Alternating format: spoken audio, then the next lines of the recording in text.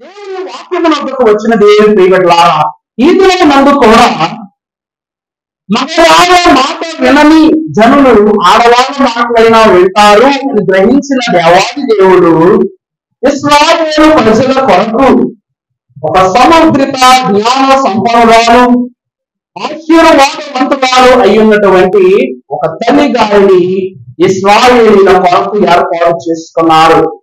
ఆ తల్లి గారి పేరే దెబోరా. ఆమె పేరేంటండి? దెబోరా. ఈమె ఘనమైన ఆశీర్వాదమైన యుద్ధ కన్య. దెబోరా అంటే ఏమిటండి? యుద్ధ కన్య. ఇంకా బాగా చెప్పాలంటే దెబోరా అనగా తేనెటీగ. దెబోరా అంటే ఏంటండి? తేనెటీగ. దాని అర్థం పేరు అర్థం తేనెటీగ. ఇప్పుడు మీరు తేనె పట్టులో చూస్తే చాలా ఈగలు ఉంటాయి, కానీ ఆడ ఈగలు ఎన్నో ఉన్నాయి? ఎన్నో ఉంటాయండి ఆడ ఈగలు?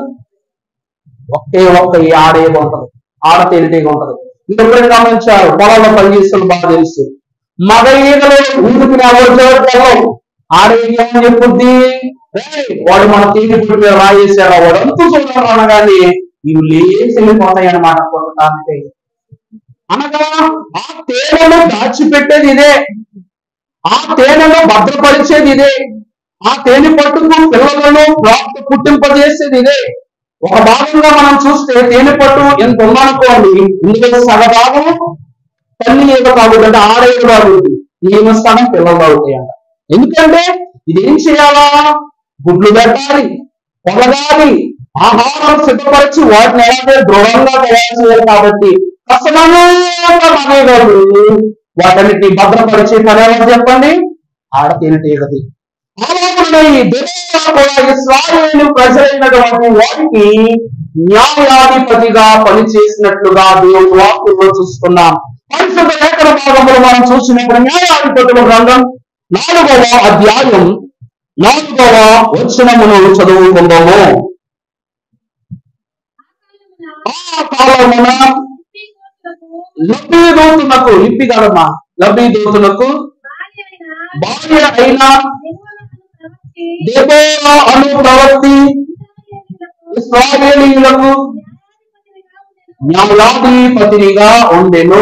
చాలండి. దేవుని యందు ప్రియబిడ్డలారా, సంఘమైన వాళ్ళారా, భక్తురాలైన దెబోరా గురించి తన పుట్టుపూర్వోత్తరాల గురించి వాక్యంలో రాయబడలేదు, కానీ ఈమెను పరిచయమే ఎలా చేస్తున్నారంట?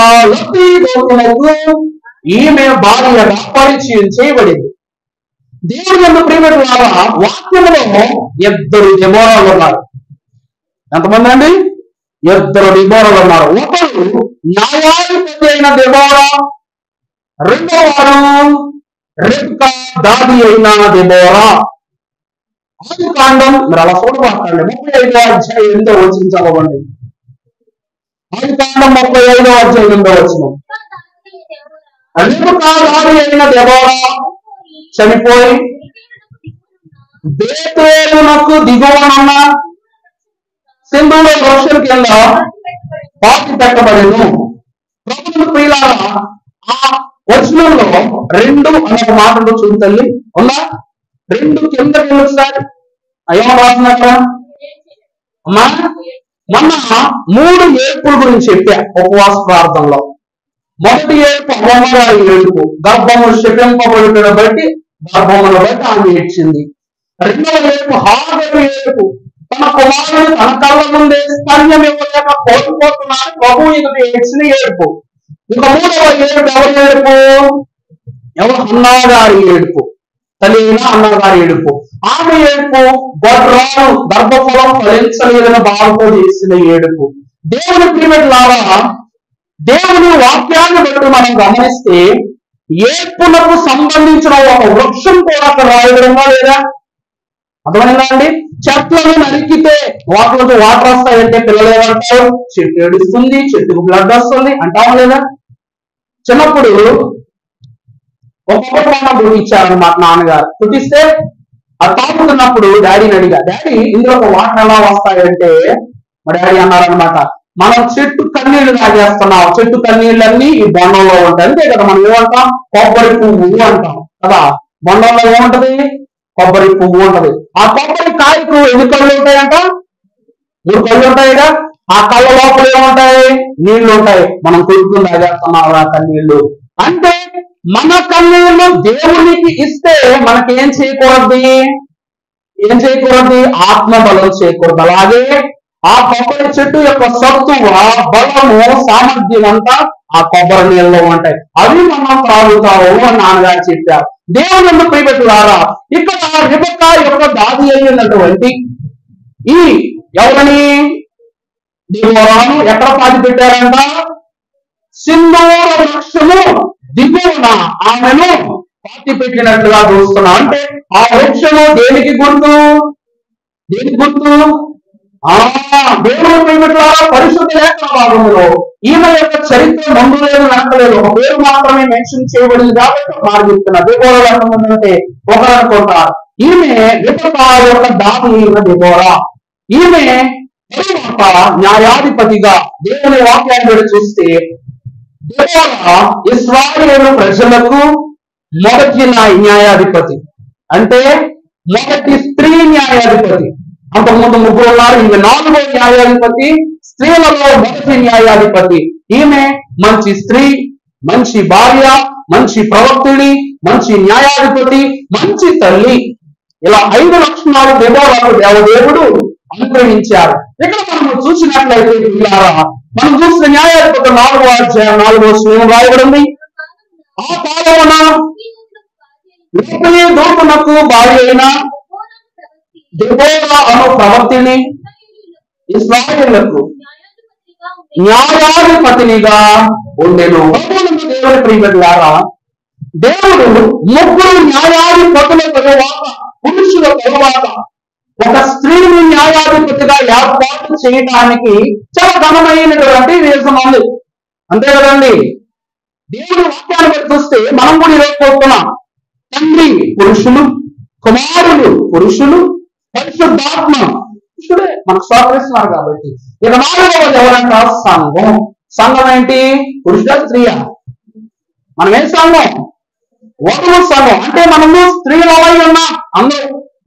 ఆ రీతిగానే 3 పురుషులైన న్యాయాధిపతులను దేవదేవుడు ఏర్పరచుకున్న తర్వాత వారి నాయకత్వంలో వారు బాగుపడ్డారు. కానీ వారిలో ఆత్మ సంపూర్ణత నింపుదల లేక ఒకరి తర్వాత ఒకరికి మధ్యలో పాపం చేసేసేవారు. పాపం చేయటం బట్టి దేవుడు కోపం వచ్చేసేది, ఎవరో ఒకరి చేతిలో పడేసేవారు. వాడు ఏం చేసేవాడంట? చింతకాయ పచ్చడి పెట్టేసేవాడు. ఇలాగ 3 పూర్తయ్యారు. ఈ 3ని గురించి చెప్పి తర్వాత దెబోరా దగ్గరికి వెళదాం. మొదటిగా చూస్తే పరిశుద్ధ లేఖన భాగంలో నుండి న్యాయాధిపతుల గ్రంథం 3వ అధ్యాయం 11వ వచనం చదువుకుందాం. అప్పుడు 40 సంవత్సరములు దేశము నెమ్మది పొందెను. తరువాత కనుజు కుమారుడైన ఒత్నియేలు దేవుని ప్రియబిడ్డలారా, ఎంత కాలము ఇతడు పరిచర్య చేశాడు? 40 సంవత్సరాలు. ఈ పరిచర్య చేసిన న్యాయాధిపతి పేరేంటట? ఒత్నియేలు. మొదటి న్యాయాధిపతి బైబిల్లో ఒత్నియేలు. ఇక్కడ ఎవరంట? కనుజు కుమారుడు. కనుజు ఎవరంట? దేవుని ప్రియబిడ్డలారా, ఒత్నియేలు అన్న మాటకు అర్థం ఏమిటనగా దేవుడే నా బలం. ఒత్నియేలు అంటే ఏంటండి? దేవుడే నా బలం. పరిశుద్ధ లేఖన భాగంలో చూస్తే కనానులోనికి ప్రవేశించిన తర్వాత కనానులో ప్రవేశించిన 2, మొదటి వాడు యెహోషువ, వాడు 2వ వ్యక్తి న్యాయాధిపతి, 2వది కాలేబు. ఈ యెహోషువ కాలేబులలో కాలేబు యొక్క తమ్ముని కుమారుడు, అనగా తమ్ముని పేరు కనుజు, అతని కుమారుడు అయినటువంటి ఒత్నియేలు మొదటి న్యాయాధిపతి. ఇక్కడ మనం ఇతని న్యాయాధిపతిగా చేయడానికి కొన్ని మార్గాలను దేవుడు సహాయం చేస్తారు. దేవుని వాక్యంలో మనము చూసినప్పుడు వీరు ఎప్పుడైతే ఇశ్రాయేలు ప్రజలు కనానులో ప్రవేశిస్తారో దేవుడు వారికి ఇచ్చిన బాధ్యతల తరువాత వారి క్రియలను బట్టి, వారి పాప తలాంతులను బట్టి వీరందరూ అరామీయుల చేతికి అప్పగింపబడతారు. ఇశ్రాయేలు ప్రజలు అరామీయుల చేతికి అప్పగింపబడగా వారు వీరిని నశింపజేయటానికి చేసే ప్రయత్నాలు ఉంటాయి. చూడండి, హింస పెట్టడమే. హింస ఎందుకంటే పాపమును పరిపక్వత చెంది మరణం దాకా తెచ్చుకుంటారు ఇశ్రాయేలు ప్రజలు. వలన వీరందరూ ఏం చేస్తారు? దేవుని దృష్టికి దోషులు అవుతారు. ఈ యొక్క రాజుల చేతులు ఏమైపోతారు? కోలదొక్కబడతారు. అలా ఉన్నప్పుడంట మహాగణుడు పరిశుద్ధులైన కాలేబు ఒక మాటను ఈ లోకానికి ప్రస్తావింపజేస్తారు. ఏమిటి అంటే, ఇదిగో ఈ అమోరీయులకు ఎవరైతే వారి యొక్క బలాబలాలను చూపించి ఎవరైతే వీరిని విముక్తి పరుస్తారు, ఇశ్రాయేలు విముక్తి పరుస్తారో వారికి ఈ యొక్క కనాను స్వాస్థ్యాన్ని వారికి ఇస్తానని కాలేబు మాటిస్తాడు. స్వాస్థ్యము అంటే దాని అర్థం తన కుమార్తెను అలాగే కనాను స్వాస్థ్యాన్ని రెండింటిని ఇచ్చి వారు కట్టబెడతానని ఎవరు చెప్తారు? కాలేబు చెప్తాడు. చెప్పగానే వెంటనే ధైర్య సాహసాలతో ఈ యొక్క అరామీయుల మీదకు దండెత్తుతాడు అనమాట. ఎవరు? ఉత్నీయేలు, మొదటి న్యాయాధిపతి. అతడు దండెత్తి వేసి ఎదురొచ్చిన వారందరినీ అతని కైవసం చేసుకుని హస్తగతం చేసుకుని తన మామ కొనగా, నిజం చెప్పాలంటే ఆయన పెదనాన్న. కాలేబు ఎవరండి?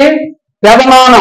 ఆ పెదనాన్న దగ్గరికి తీసుకొచ్చి ఇదిగో నేను చేయించానని చెప్పగానే కాలేబు ఆనందభరితుడైపోయి కానాను బాధ్యతను తన కుమార్తె అయిన అక్సాను ఇచ్చాడు. పెళ్లి చేస్తాడు. ఉత్నీయేలునకు ఇచ్చి పెళ్లి చేస్తాడు. అట్లా చేయగానే అప్పటి నుండి అతడి తొలి న్యాయాధిపతిగా ఆ ఇశ్రాయేలు దేశమునకు మారతాడు. అప్పటి నుండి తన ఏలుబడిలో ఎంతో ఘనమైన స్వాస్థ్యాన్ని ఇశ్రాయేలు ప్రజలు చూస్తారు. సుమారు 40 ఏళ్ళు సువిశాల సుసంపన్న పరిపాలనను భక్తుడైన ఉత్నీయేలు, న్యాయాధిపతి అయిన ఉత్నీయేలు జరిగిస్తారు. ఆ తర్వాత ఉత్నీయేలు మరణిస్తాడు. మరణించాక మరలా మొదలైపోతాయి, పాపపు క్రియలు మొదలైపోతాయి, దంష్ట క్రియలు మొదలైపోతాయి, దేవుని పాపం వచ్చేస్తుంది. అప్పుడు 8వ వాక్యంలో చూస్తే న్యాయాధిపతుల గ్రంథం 3:12 ఇశ్రాయేలీయులు మరలా యెహోవా దృష్టికి వీరు దోషులైన గనుక వారు యెహోవా దృష్టికి యెహోవా యుద్ధము చేయుటకు మోయాబు రాజైన ఎగ్లోనులో బలపరిచారు. చూసారా? దేవుని ప్రియబిడ్డలారా, అన్నట్టు చెప్పడం మర్చిపోయా. ఈ యొక్క ఉత్నీయేలు యొక్క గోత్రము యోధా గోత్రం. తొలి న్యాయాధిపతి కూడా యోధా గోత్రం నుండి ఏర్పాటు చేయబడ్డాడు. ఆ తర్వాత వీరి క్రియలకు శోధన పడినటువంటి యెహోవా దేవుడు వీరికి నచ్చ చెప్పాలి అన్న ప్రయత్నంలో వీరు ఇంకా రెచ్చిపోయేసరికి ప్రభు ఏం చేశారంట? వీళ్ళకి చెప్పాల్సింది నచ్చ కాదు, వీళ్ళను శోధించాలి, వీళ్ళకు దేవుడు మహిమ ఏంటో దేవుని శక్తి ఏంటో తెలియాలని మోయాబీరాజు అయినటువంటి ఎవరికి అప్పగించారు? ఎగ్లోనుకు వీళ్ళను అప్పగించాడు. అప్పగిస్తే మొదటిగా ఎవరి చేతిలో శోధన పడ్డారు?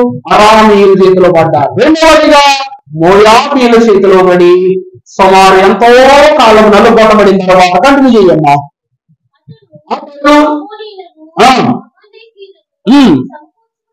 సమకూర్చుకుని పోయి ఇశ్రాయేలీయులను ఓడగొట్టి తర్వాత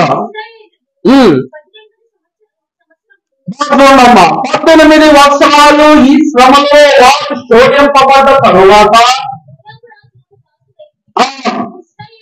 అప్పుడు యెహోవాకు మొరపెట్టగా బెన్యామీను తర్వాత ఏ గోత్రం? బెన్యామీను గోత్రీయుడైన ఎవరికి? గేరా కుమారుడైన యేహూదునకు. చాలండి. ఉత్నీయేలు తరువాత 18 సంవత్సరాల తర్వాత వీరికి బెన్యామీను గోత్రం మరో న్యాయాధిపతి వచ్చాడు. అతని పేరేంటంట? గేరా కుమారుడైన యేహూదు. యేహూదు అనగా ఐక్యత. యేహూదు అంటే ఏంటండి? ఐక్యత. ఆ దినమున యెహోవా బలము చేత అద్భుత క్రియలను జరిగింపజేసి ఉన్నటువంటి ఉత్నీయేలు తరువాత అతి శౌర్య కార్యములను జరిగించిన ఘన పుష్టి కలిగిన గణుడు ఎవడు? ఈ యొక్క యేహూదు. ఈ యేహూదు మహాభక్తుడట. మోయాబీయులకు శ్రమ చూపించిన తరువాత వారిని చెరలో నుండి బయటకు రప్పించిన తరువాత అతడు 40 సంవత్సరాలు చేస్తే ఇతడు 40 + 40 80 సంవత్సరాలు ఇశ్రాయేలు ప్రజలకు న్యాయాధిపతిగా పనిచేశారు. దేవుని ప్రియబిడ్డలారా, చూసారా, యెహోవా కార్యములు మన యందు ఘనమైనవి చెప్పటానికి ఈ యేహూదు ఒక ప్రత్యక్ష ఉదాహరణ అయి ఉన్నారు. ఇలాగున యేహూదు కాలము గతించిన తరువాత మరలా పాపం మొదలు పెట్టేశారు. మరలా వీళ్ళు ఏం చేశారండి? 3వ అధ్యాయం 30వ వచనం చదువమ్మా. తరువాత ఆనాదు కుమారుడైన సంగరు అనగా సంగరును న్యాయాధిపతిగా ఉండేది. ప్రభువు దేవుని ప్రియమిత్రులారా, ఈ సంగరుడు భలే గమ్మత్తైన స్టోరీ. వీళ్ళని శోధన పెట్టిన రాజు ఫిలిష్తీయుల రాజు. అవునండి, 80 సంవత్సరాల తరువాత ఫిలిష్తీయుల రాజు ఏం చేస్తారంట? శోధన పెడతాడు. ఈ రాజు యొక్క గొప్ప తెలివి ఉంటుంది. ఏంటి చెప్పిన?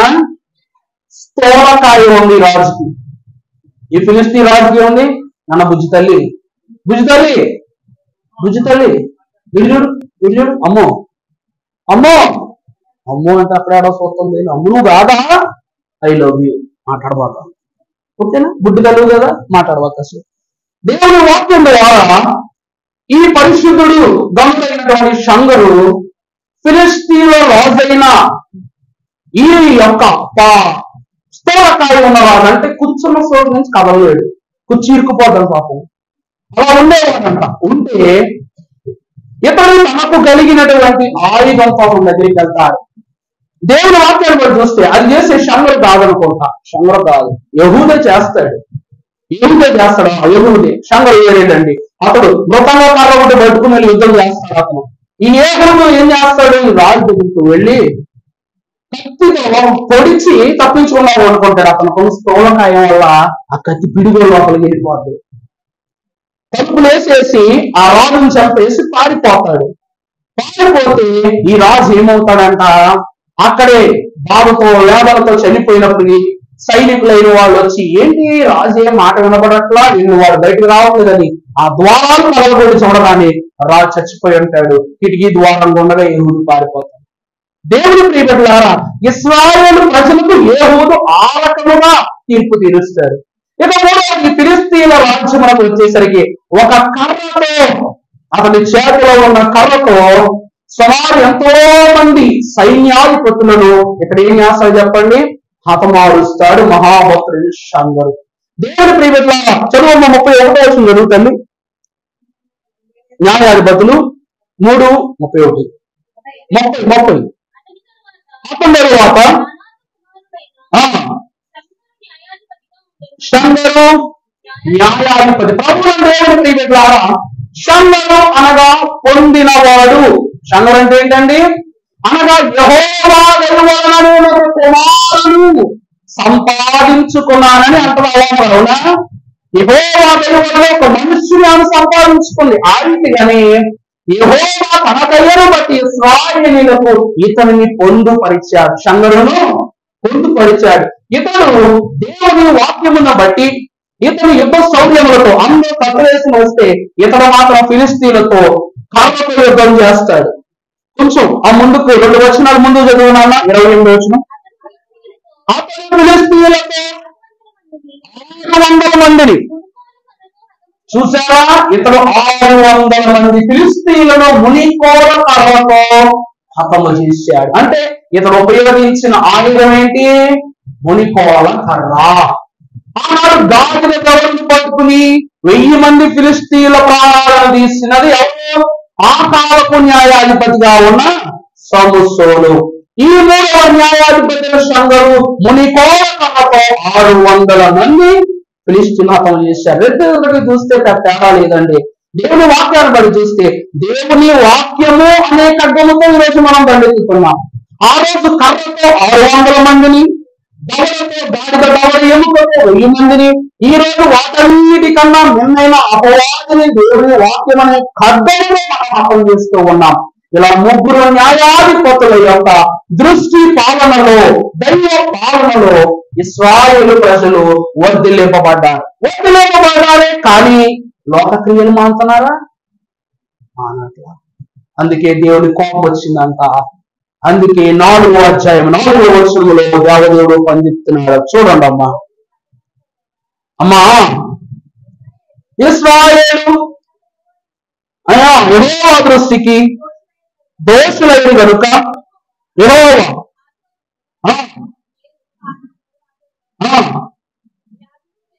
కనాను రాజైన యాబీను చేతికి చాలా ప్రభువుల ప్రియులారా అప్పుడు ఫిలిష్తీయుల రాజుకు అప్పగించారు. ఇప్పుడు ఎవరో కాదు, కనాను రాజైనటువంటి యాబీనునకు అప్పగించారు. ఇక్కడ నాకు చెస్ అంటే చాలా ఇష్టం. ఇప్పటి వరకు ఎవరితోనూ చెస్ ఆడాల, ఎందుకంటే ఆట చాలా ఇష్టం.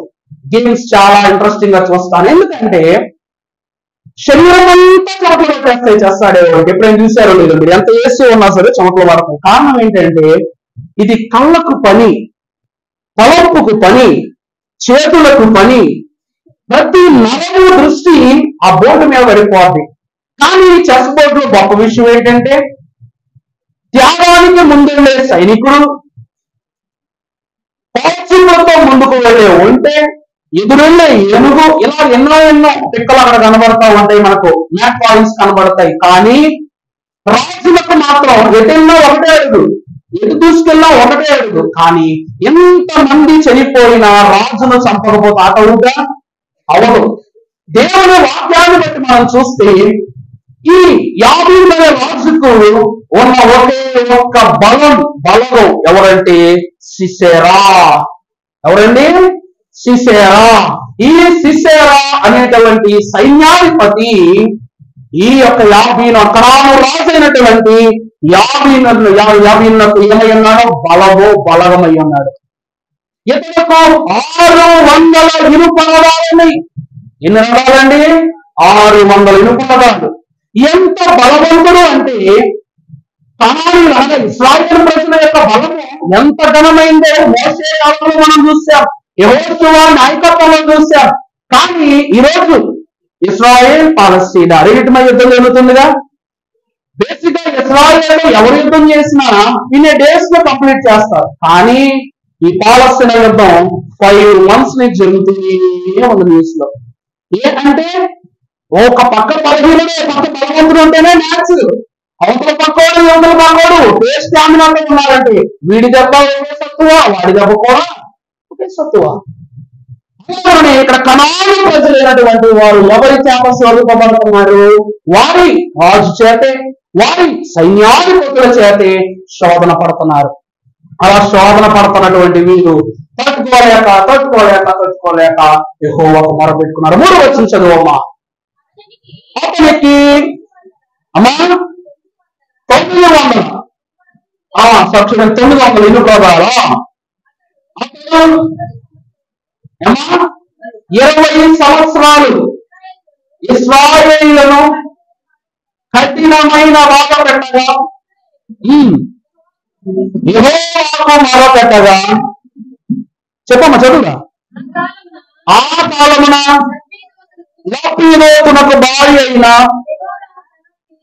దెబోరా అను ప్రవక్తి ఇశ్రాయేలీయులకు న్యాయాధిపతిగా ఉంటుంది. దేవుని ప్రియమైన సంఘమైన వాళ్ళ ఈమె పరిచయమే ఒక భార్యగా పరిచయం అవుతుంది. ఇప్పుడు పరలోకానికి నిన్ను దేవుడు ఎలా పరిచయం చేస్తాడు చెప్పండి? అంటే సహోదరుల కింద, ప్రియురాలి కింద, భార్య కింద, ఫ్రెండ్ కింద ఎలా పరిచయం చేస్తాడు నిన్ను? భార్య. వధువు సంఘము వరుని కొరకు ఎదురు చూస్తే అలాగే వరుని సంఘము కూడా వరుని కొరకు ఎదురు చూస్తూనే ఉంది. దైవ వాక్యాన్ని బట్టి భక్తుడైన లబ్బీనోతు నాకు భార్య ఉన్న ఈ దెబోరా కూడా ఇశ్రాయేలు ప్రజలకు ఎలా పరిచయమైందంట? అతని భార్యగా పరిచయం. న్యాయాధిపతిగా కాదండి, మొదటిగా భార్యగా పరిచయమైంది. పరిచయమైన ఈమె ఎంత జ్ఞానవంతురాలు, ఎంత సౌమ్యవంతురాలు అంటే సిసెరా సామాన్యుడు కాదు. సిసెరా సామాన్యుడు కాదు. అతనికి ఉన్న జ్ఞానం ఏంటంటే మన వాక్యంలో చదువుకుంటాం. ఐగుప్తీయులలో ఉన్న వారిని బట్టి చూస్తే ఫరో రథాలకు సత్తువ, ఫరో రథవేగములకు సాటి అయినది లేదు. అగ్ని రథములను పోలిన రథాలను ఫరో కలిగి ఉన్నాడని చూస్తా.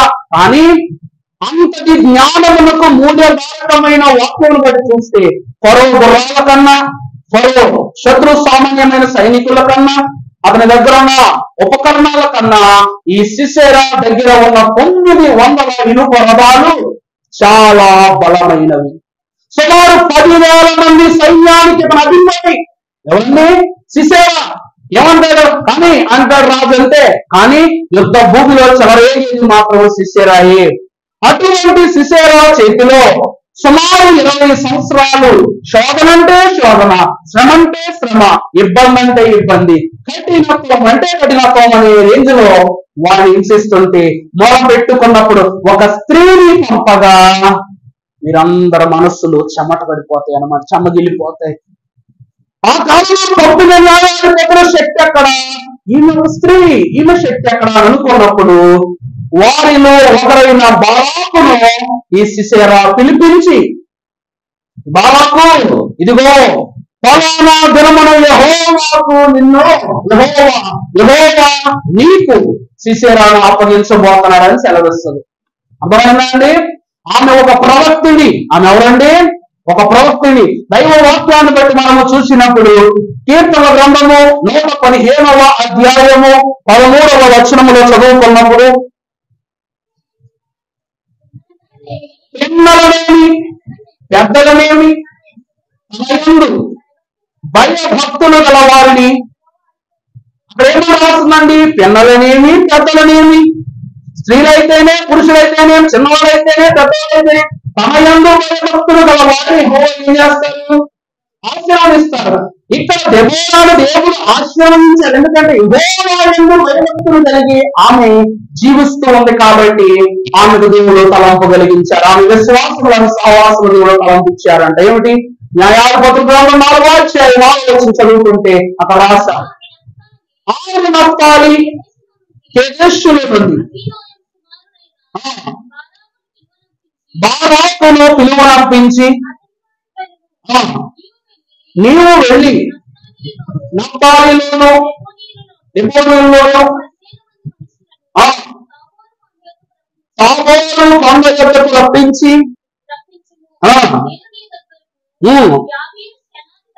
యాబీను సేనాధిపతి అయిన అతని రథములను అతని సైన్యమును కీషోను ఏటి యొద్దకు, చూసారా, సిసెరాను కీషోను ఏటి యొద్ద నీకు అప్పగిస్తానని ఆ మాట ఇచ్చింది.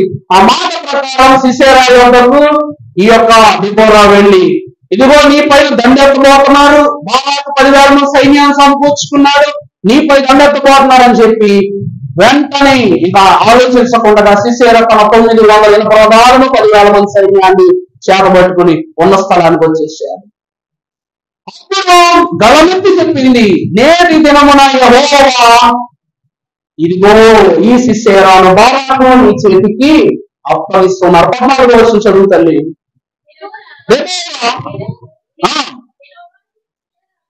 యెహోవా సిసెరాను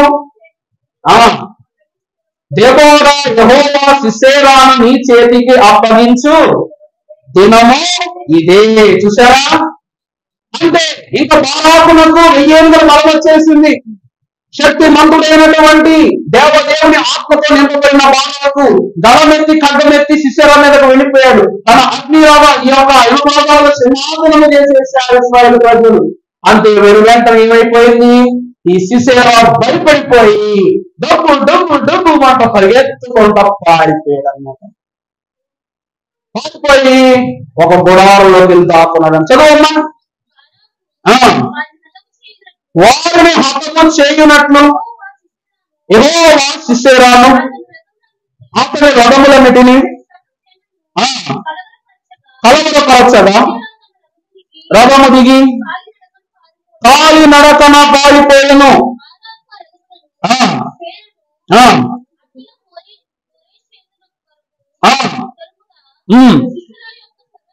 సిసెరా యొక్క సర్వ సేనయు చాలండి. ప్రియులారా, దేవుని వాక్యాన్ని చూస్తే ఇక్కడ భక్తురాలైన దెబోరా ఒక మాట పడుతుంది. ఏమిటంటే యెహోవా సిసెరాను ఒక స్త్రీకి అప్పగించబోతున్నారు అని చెప్తారు. అర్థమవుతుందండి? ఆ స్త్రీ ఎవరు అంటే, ఆ స్త్రీ ఎవరు చెప్పండి?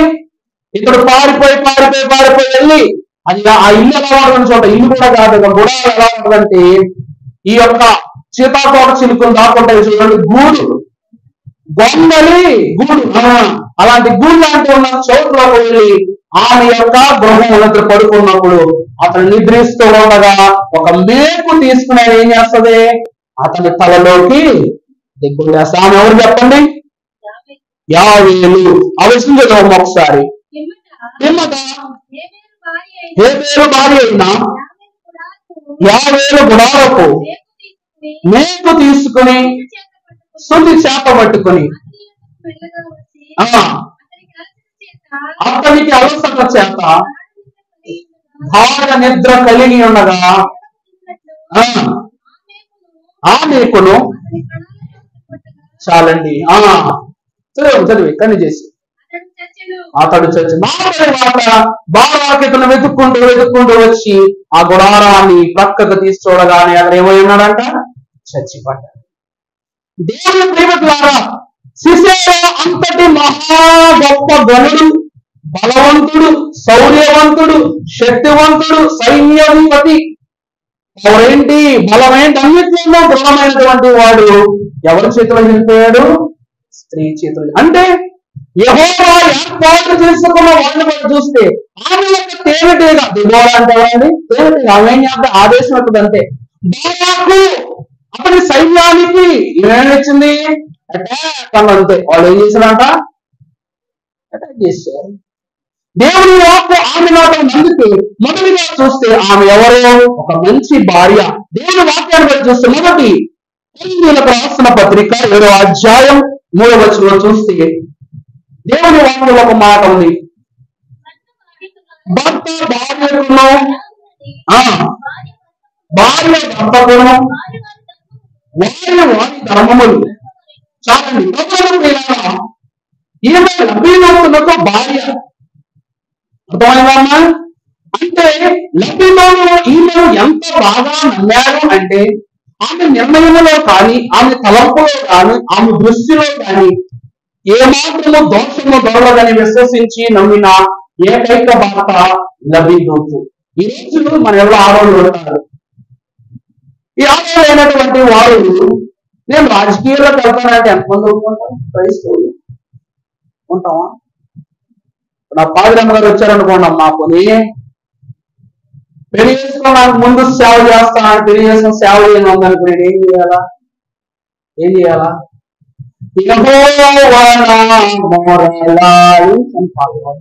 పడుకోవాలా? ఏం చెప్పు, నా పడుకోవాలా కాదా? ఎందుకంటే నాయన నీ నిర్ణయం చెప్పుకుని ఈమె నాకు ఇచ్చావు. ఇప్పుడు లోక నిర్ణయానికి ఈమె తన తలంపు చూపిస్తానంటుంది. ఏ ఉద్దేశం బట్టి నువ్వు దీన్ని నా జీవితంలో పంపించావో ఆ ఉద్దేశాన్ని నెరవేర్చు. నేనేం చేయాలి? ఎందుకంటే మేలైన దాని ఇచ్చుటలో కంటే వేస్తున్నావు లేదు. దేవుని వాక్యాన్ని బట్టి చూస్తే అదే నాకు సేవ లేదంటే సరే అని చెప్పావు. రాజకీయాల్లో వెళ్తానని మాట్లాడినది ఏం చేయాలా? బెల్ట్ ఏది ఎత్తుక్కోవాలా? లభ్యమవుతూ దేవుని ఏర్పాటునకు సంబంధించిన నిర్ణయములో అంటే భర్త భార్య భర్త వారి ధర్మములలో ఏర్పరచుకోవాలి. ఏక మనస్సు, ఏకాత్మ, ఏకతనము కలిగి ఉంటేనే అది నిజమైన బాంధవ్యము, అది ఆత్మీయ బాంధవ్యం అని ప్రభువు పెడుతుంది. ఈమె ఒక మంచి భార్యగా ఇశ్రాయేలుకు పరిచయం అయింది. అలాగే లభ్యమవుతు గురించి మాట్లాడారు. తన చరిత్ర కూడా ఏముండదు. ఒక మంచి భార్య, ఒక మంచి భర్త, ఒక మంచి భర్త, ఒక మంచి భార్య, వీళ్ళిద్దరూ దంపతులుగా ఆదాములో కొత్త పూర్వకులు అడిగితే దంపతులుగానే పరిచయం చేశాడు. అలాగే లభ్యదూతులు దెబోరాను కొడుకులు ఎలా పరిచయం చేశారు? భార్యాభర్తలుగానే పరిచయం. ఈమె ఒక మంచి భార్య. ఎవరైనా చూస్తే మంచి ప్రవర్తిని. ఇందుకు మీరు చదువుకున్నారు ఒక మాట. వాక్యంలో కూడా చూపించేస్తా. పరిశుద్ధ గ్రంథములో నుండి న్యాయాధిపతి గ్రంథం 4వ అధ్యాయం 9వ వచనం చదవమ్మా. ఆమె నేను నీతో అగత్యముగా వచ్చేదను. అయితే నీవు చేయు ప్రయాణము వలన నీకు ఘనత కలగదు. యెహోవా ఒక స్త్రీ చేతికి తాను లేచి బాలాకుతో కూడా చాలండి. అంటే ఈమె ఒక ప్రవచించిన ప్రవచన కర్తగా కనబడుతుంది, ప్రవక్తినిగా కనబడుతుంది. ప్రవక్తలు ఏం చేస్తారు? ప్రవచిస్తారు. ఈమె ఒక ప్రవక్తిని కనుక బాలాకు భయపడుతున్నాడంట. నువ్వెందుకు సైన్యాన్ని ఏర్పాటు చేసుకో, నువ్వు సిద్ధపడు, నువ్వు యుద్ధానికి అన్నింటినీ సంపాదించుకొని చెప్పగానే వదులురా, నువ్వు కూడా నాకు తోడురా, నాకు భయం వేస్తుందని చెప్పినప్పుడు ఈమె ప్రవచిస్తుంది. యెహోవా ఈ దినాన ఆమెను అతని ఒక స్త్రీ చేతికి అప్పగిస్తారు, ఆమె చేతులు అతను తిరిగిపోతాడని ప్రవచించింది. ఈమె ఎవరో గొప్ప ప్రవక్తిని. ప్రవక్త అవ్వాలంటే ఏం కావాలి? సాహసం కావాలి. ఈ రోజు అయినా కదా ప్రసంగం చెప్తారు కదా, వాక్యాలు ఈ యొక్క నడిపింపులో సాగిస్తారు కదా అంటారు. ఏ రోజు ఎవరేమో ఎవరో తెలుసండి. నేను అనుకున్నానా పాదిరి నవగలని? బైబిల్ను కూడా సరిగా చదవకుండా రాని నాకు దేవుడు వాక్యం ఇచ్చాడు అని నేను విశ్వసించా. నడిపిస్తున్నారా లేదా? ఒకప్పుడు వాక్యం చదవటానికి ఇబ్బంది పడిన వారు మీలో చాలా మంది ఉన్నారు. చదువుతున్నారు. పాటలు పాడటానికి ఈమె ఇబ్బంది పడేది, చాలా ఇబ్బంది పడేది. ఈమె లావణ్య ఇబ్బంది పడేది. పాటలు పాడుతున్నారు, స్కూల్ చెప్తున్నారు, క్రమాలు చెప్తున్నారు. కొంతమంది కోల్పేట దగ్గరికి వచ్చే వాక్యాలు కూడా చెప్తున్నారు. అంటే నిన్నటి దినమున ఆ స్థలంలో ఉన్నావు, నేటి దినాన్ని ఎక్కడున్నా ఈ స్థలానికి వచ్చావు. ఈ స్థలంలో మీరు ఏ స్థలానికి వెళతావు? ఏ స్థలానికి? ఉత్తమ స్థలానికి వెళతావు. దేవుడి ప్రియబిడ్డలారా, అలాగే నిన్నటి వరకు భార్య స్థానం, తర్వాత ప్రవక్తని స్థానం, న్యాయాధిపతి స్థానం, మంచి తల్లి స్థానాన్ని కూడా సంపాదించుకుని పరలోకములో ఒక యుద్ధ కన్యగా ఆమె పేరు సంపాదించుకుంది. అలాగ రెండవది ప్రవక్తనికి, మూడవ న్యాయాధిపతి మిగిలిసేలాగా 4వ అధ్యాయం 4వ వచనం. ఇక ఒక మంచి తల్లి. అర్థమైందా అండి? దెబోరాకు ఎంతమంది పిల్లలు అంటే 12 గోత్రాలు. దెబోరాకు ఎంతమంది పిల్లలు అంటే 12 గోత్రాలు వాళ్ళందరూ దెబోరా పిల్లలే. కారణం ఏంటంటే గోత్రాలు చూద్దాం. పరిశుద్ధ గ్రంథంలో ఏమండి? 5వ అధ్యాయం 7వ వచనం న్యాయాధిపతి గ్రంథంలో చూస్తే, ఇశ్రాయేలీయుల అధిపతి అయ్యున్న లేకపోయి దెబోరా అను నేను రాకమునుపు ఇశ్రాయేలీయులలో నేను ఒక తల్లిగా నొందడమునుపు. చూసారా? ఈమె ఇశ్రాయేలీయులకు తాను తల్లిగా ప్రకటించుకుంది. యేసుక్రీస్తు ప్రభువు తానే రాజుగా, తానే కర్తగా, తానే మహిమగా, తానే పునరుద్ధానుగా ప్రకటింపడ్డారా లేదా? తన జనులే ప్రభువును ప్రకటించుకున్నారు. తన వారే తనలో హతోగ్గా నెత్తి మీద పెట్టుకుని గనుడ ప్రభు అని గర్జుర మట్టుతో స్వాగతం చేశారు. అలాగే దెబోరా కూడా ఆమె ఇశ్రాయేలు ప్రజలు అప్పటి వరకు 3 తండ్రులుగా పనిచేశారు. 3 న్యాయాధిపతులు తండ్రి స్థానంలో పనిచేశారు. కానీ ఒక తల్లి చూపవలసిన ప్రేమ ముందు తండ్రి ప్రేమ 10 సరే సమము కాదు. చిన్నప్పటి నుంచి నాన్నగారు లేరు కాబట్టి నమ్ముకునేవాడు అనమాట. ఒకవేళ నాన్నగారు నమ్మలేకపోతే మాకు పాయితాకు వెళ్ళినప్పుడు ఎవరు గడుగుతారు? అంతే కదా, 6th క్లాస్ పాయితానికి పోతే ఎవరు గడుగుతారు? అన్నం ఎవరు వండుతారు? బట్టలు ఎవరు ఉతుకుతారు? బళ్ళు ఎవరు తీసుకెళ్తారు కదా. అదే అమ్మనుకో నాన్న స్థానాన్ని బదిలీ చేయగలదు, కష్టపడగలదు, సొమ్ము తేగలదు, వండగలదు, పెట్టగలదు, బ్రతికించగలదు, నడిపించగలదు. ఏ చిన్న ఇబ్బంది కలిగినా ముందుండి మనకున్న శోకాల ఇబ్బందులన్నిటి తీసివేయగలదు. అంటే ఇశ్రాయేలు ప్రజలకు 3 తండ్రి స్థానంలో ఉన్న న్యాయాధిపతులు ఉన్నా వారు వారి స్థితులలో చక్కదిద్దలేకపోయారు. కానీ తల్లి స్థానాన్ని ఏర్పాటు చేసుకున్న దెబోరా మాత్రం వారికి ఉన్న ఇబ్బందులన్నిటినీ సవరింపజేసింది. ఎందుకంటే తాను ఒక తల్లి కనుక. ప్రభువు దేవుని ప్రియబిడ్డలారా, అందుకే ఇప్పుడు చెప్తున్నా, తేనె పట్టులో ఉండే రాణి ఈగ పిల్లలకు రక్షణ. అర్థమవుతుందండి? వారి ఆహారానికి రక్షణ, గుడ్లకు రక్షణ, సముదాయానికి రక్షణ, గూడుకు రక్షణ. అర్థమవుతుందా అండి? అంటే ఆ గూడుకు నష్టము వాటిల్లితే ఒకటి అడ్డుపడద్ది, లేకపోతే అడ్డు తొలగిస్తుంది. దెబోరా అడ్డుపడింది, అడ్డు కూడా తొలగించేసింది. ఈ దినాన దెబోరా వంటి యుద్ధ కన్యలు ఎంతో మంది స్త్రీలు ఉన్నారు. మన సంఘంలో అందరూ ఉన్నారు. మీరందరూ దెబోరాలా కాదా? దెబోరా ఆమెను చెప్పండి, గట్టిగా చెప్పాలి. స్త్రీలే ఎప్పుడు చూద్దాం, స్త్రీలే చెప్పండి. ఆమె దేవుని ప్రియమైన ద్వారా, దేవుని వాక్యం ద్వారా దెబోరా అనే మహాగణురాలు స్వయంగా తల్లి కాలేకపోయింది, కానీ దైవ చిత్తము ద్వారా ఆమె ఒక తల్లి అయినట్లుగా మనం చూస్తున్నాం. దేవుని ప్రియబిడ్డలారా, సడగా ఉత్నియేలును మహాప్రవక్త, స్వాస్థ్యాన్ని పొందుకున్న న్యాయాధిపతి, ఆ తర్వాత యెహూదు యుద్ధం ద్వారా ఆ యొక్క రాజును రహస్యముగా చంపి వారికి స్వాస్థ్యాన్ని ఏర్పాటు చేశారు.